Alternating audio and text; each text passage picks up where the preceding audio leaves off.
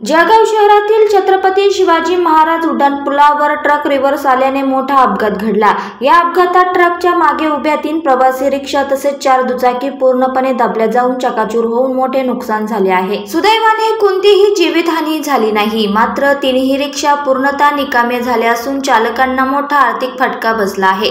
शनिवारचा बाजार असल्याने पुलावर मोठी गर्दी झाली होती। अचानक वेगाने मागे जाणारा ट्रक पाहून नागरिक भयभीत झाले। या अपघातामुळे उड्डाणपुलावरील वाहतुकीच्या सुरक्षेचा मुद्दा ऐरणीवर आला आहे। उड्डाणपुलावरून ट्रक अचानक उतारावर बंद झाला, त्यानंतर चालक खाली उतरला असता याच दरम्यान ट्रक अचानक मागच्या बाजूला धावल्याने हा अपघात घडल्याची माहिती मिळाली आहे।